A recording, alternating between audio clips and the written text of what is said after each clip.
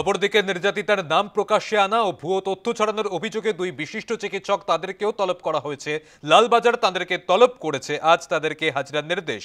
দুই চিকিৎসক ডাক্তার কুনাল সরকার ও ডাক্তার সুবর্ণ গোস্বামী তাদেরকে হাজিরার নির্দেশ লালবাজারে। নির্যাতিতার নাম প্রকাশ্যে আনার অভিযোগ ও সমাজ মাধ্যমে গুজব ছড়ানোর অভিযোগে তাদেরকে তলব করেছে লালবাজার। মিছিল করে লালবাজারে যাবেন তাঁরা। দুই চিকিৎসকের পাশে রয়েছেন সতেরোথ চিকিৎসকরা, তারা মিছিল করে লালবাজারে যাবেন। কলকাতা মেডিকেল কলেজ থেকে মিছিলে joint platform of doctors Lalbazar পর্যন্ত মিছিল চিকিৎসকদের একাংশের। আমরা দেখেছিলাম এর আগেই ভুয়ো তথ্য ছড়ানোর অভিযোগ ও একাধিক অভিযোগে ডিওয়াইএফআই নেত্রী মীনাক্ষী মুখোপাধ্যায় এবং বিজেপি নেত্রী লকেট চট্টোপাধ্যায় তাদেরকেও তলব করেছিল লালবাজার। এবার তলব দুই চিকিৎসককেও। আমরা কথা বলবো, আমাদের সঙ্গে রয়েছেন প্রতিনিধি সুস্মিতা মণ্ডল। সুস্মিতা, লালবাজার সূত্রে এই মুহূর্তে কি আপডেট উঠে আসছে?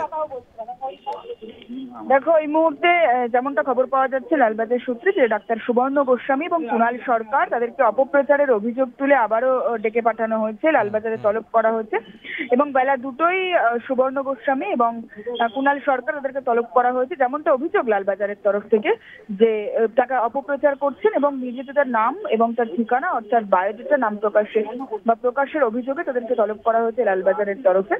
এবং উল্লেখযোগ্য বিষয় আর জানিয়ে রাখবো, ডক্টর ফোরামের তরফ থেকে ডাক্তারদের একটি মিছিল, তাদের যে কর্মসূচি সুবর্ণ গোস্বামী এবং কুনাল সরকারের সঙ্গে লালবাজার চলো, চিকিৎসকদের একাংশ তারা মিছিল করে কলকাতা মেডিকেল কলেজ থেকে যাবেন লালবাজারের উদ্দেশ্যে। পুলিশ সূত্র মারফত যেমনটা জানা যাচ্ছে লালবাজারের আগেই ব্যারিকেড করে আটকানো হবে এই চিকিৎসকদের। সুতরাং গোটা বিষয়টি নিয়ে যেমন অপপ্রচার রুখতে বা অপপ্রচার যারা করছেন সেরকম অভিযোগে পুলিশের তরফ থেকে ইতিমধ্যেই মীনাক্ষী মুখোপাধ্যায়, লকেট চট্টোপাধ্যায় থেকে আরম্ভ করে সুখেন্দু শেখর রায় নোটিশের বা তালিকায় বাদ পড়েননি কেউই।